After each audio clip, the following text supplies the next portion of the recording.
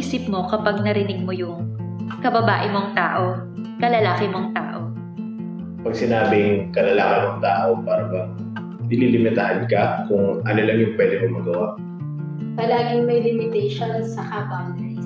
Negative siya. And nakakalow moral. Para siyang responsibility na lalaki lang ang kayang gumawa.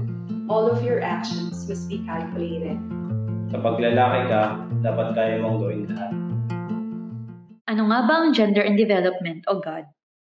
Ang GOD ay isang advokasya na kung saan kinikilala ang anumang kasarian bilang integral na parte ng lipunan.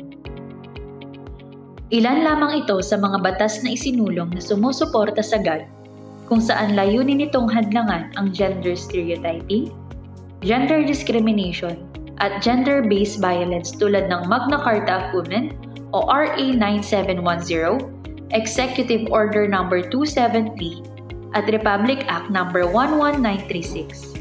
Ano-ano ang mga layunin ng GOD at paano ito nakakaapekto sa ating lipunan? Una, ang pagbibigay ng pantay ng oportunidad at patas na pamamahagi ng trabaho sa kababaihan at kalalakihan. Pangalawa, ang pagkakapantay-pantay ng kababaihan at kalalakihan ukol sa representasyon at partisipasyon sa usaping pampolitika. At panghuli, ang pagpapahusay ng tungkulin at pamantayan ng kababaihan at kalalakihan sa ating lipunan. Isa sa mga adhikain ng AFP-FC Multipurpose Cooperative ay ang pakikiisa at pangunguna sa advokasya ng gender and development. Sinisiguro ng AFP-FC MPC na ang kanilang produkto, serbisyo at iba pang benepisyo ay bukas sa mga kwalipikadong miyembro anuman ang kanilang kasarian. Hindi ko kinakahiya na babae ako. Babae lang ako, isang matapang. Hindi dapat kababae mong tao. Dapat babae ako. Kaya ko. Kaya ko. Kaya ko.